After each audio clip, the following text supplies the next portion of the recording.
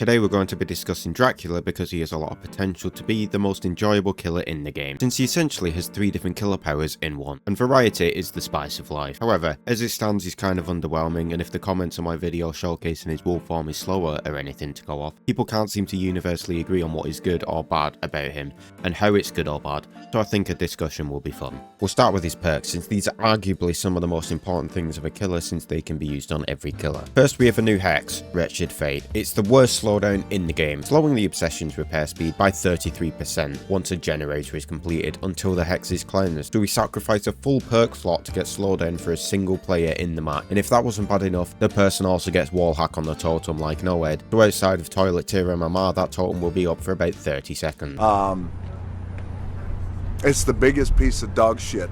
Next we have Human Greed, a whopping 8-meter aura read on chests. For those who don't know, only 3 chests spawn on the map, which means you have 3 different places by default where you get a whopping 8-meter aura read. Another absolutely toilet tier perk. Dog shit.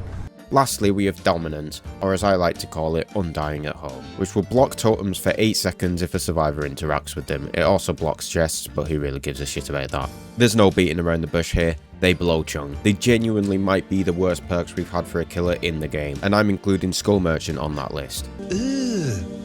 Brother, Outside of Little Undying, I don't think there is a legitimate reason to ever use the other perks, and you may as well just use Undying over Dominance. I've seen people claiming how it will be good for Treasure Bubble, which for those who don't know, you sit in the basement as Bubba staring at the chest, and if a survivor comes up and touches the chest, you kill them. I'm sorry, but if that's the best scenario someone can come up with to use a perk, it's game over, man. This is a massive shame because even the worst perks of recent killers like Alien Instinct, who can play in Unbound, have some use cases. When I say use cases, I mean they can be put in a build you will actually be using with the intent to win and not just entirely meme around with. The fact that he's Dracula and there are absolutely 0 perks that have anything to do with injuries or blood blows my mind.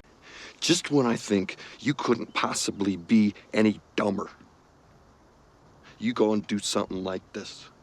Okay, now that we've gotten past the train wreck that are his perks, let's get onto his power, which unlike the perks, actually show a lot of promise. He has 3 different forms that he can change into. He has Vampire form, which is his default one, he has Bat form, which is used for speed, and he has Wolf form, which is used if you want to throw the match. First we're going to start with the Vampire form, which is a discount version of Konami's other chapter, Pyramid Head. Now it's not terrible, and it's actually by far his best anti-leap ability, but it's basically Pyramid Head's power but more inconsistent and more frustrating to play with and against. Pyramid's power is very consistent in what it can and what it can't do. It can go through walls, but it can't go down drop. Dracula's power goes through pallets and maybe goes over some obstacles depending on what time of day it is. Post edit me here, after doing some testing, it will go over some high wall rocks, but not others. If the pallet hasn't been thrown on the loop, apparently it will always block the fire.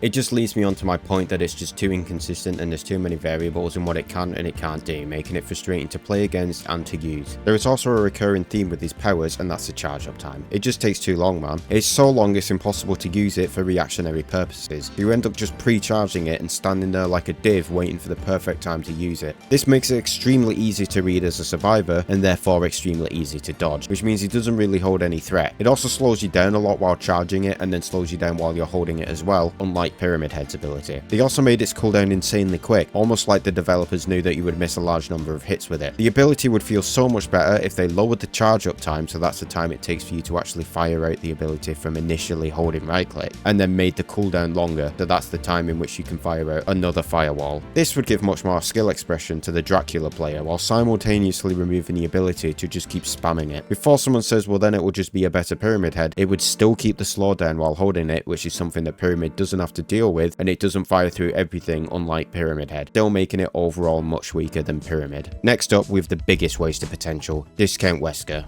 I mean Discount Demogorgon. I mean the Wolf form. Now this mode has so many downsides to it that it's incredibly frustrating to use. Here, you charge up your ability, just like you do with Chucky. Then it will instantly activate the pounce once the bar is filled, and you will get 2 dashes just like Wesker. When you touch the survivor with either of these dashes, it will remove a health state off them. Sounds pretty decent, right? Well, here's a list of things wrong with this Wolf form. If you hit anything during the bite animation, it instantly cancels it, just like Demo. This is a big issue because part of what makes Wesker so good is the ability to bounce off a wall or collide with them to quickly turn and hit the survivor with a follow-up bound. This is literally impossible with the Wolf. Second, Unlike demo, you need to actually wait for the ability to recharge. If you get boned by a bad hitbox, tough luck, buddy. Third, there is no grace period between the two attacks like Wesker. Once you pounce the first time, the follow-up pounce is going to happen very quickly and it is not in your control. Kind of explain that, Paulie, so I just jumped in game quickly to show it.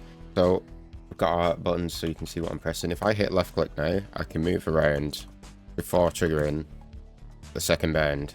This is important on a loop because if you want to go up here first, you might be able to walk all the way around here and then come down this side. If we compare it to wolf form, however, so if I hold right click now to charge the pounce, it's going to pounce. I'm going to press nothing, and then it's immediately going to pounce again without any input from me. And just in case someone's going to say, oh, well, you're holding right click throughout it, here is me again doing it, not holding right click after the initial pounce. Now, this may not sound like a big deal, but the time you can move around between dashes substantially increases your chances of getting follow-up hits on Wesker, so much so that one of the most used add-ons of him directly increases that time. Not only this, but as I showcased in a recent video, you actually move slower in this form than you do base kit, despite it saying that you move quicker. 3, 2, 1, go!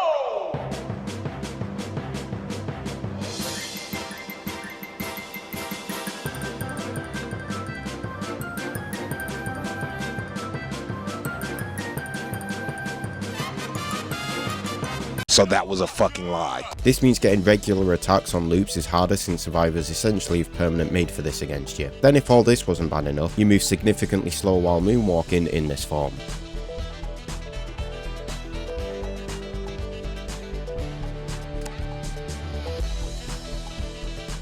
But why?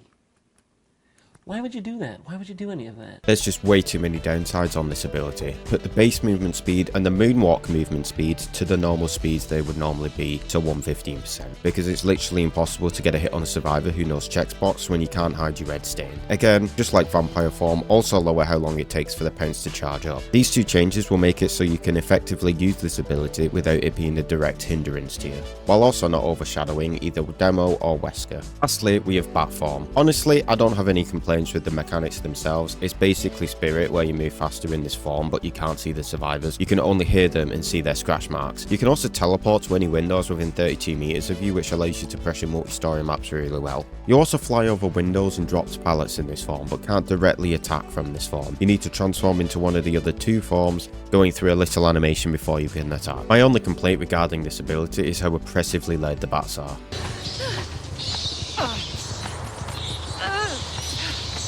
I don't mind that hearing survivors is supposed to be hard, but you shouldn't do this by cranking the volume to 11. I'd much rather they lower the volume audio of the bats, but lower all of the sounds in the games while you're in bat form. That way it gives the same effect as what it currently does, without it blowing out the eardrums of any user who's actually using the ability. Also, you do go undetectable, but it's actually easier to be heard by survivors because it replaces the terror radius, which is omnidirectional, with a directional bat sound that can be heard from across the map.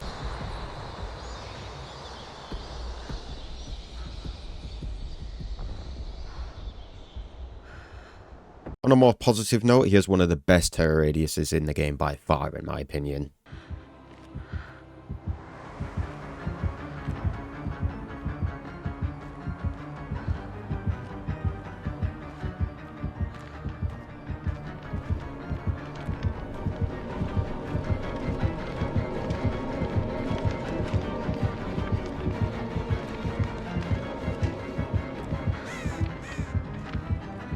And that's pretty much it, guys. Again, I'm not just making this video to shit on behavior. I genuinely think if they address specifically the charge up times and the movement speed of the wolf, then Dracula might legitimately be the most enjoyable killer in the game without being massively oppressive like post PTB Vecna was. You're never too young to have a Vietnam flashback.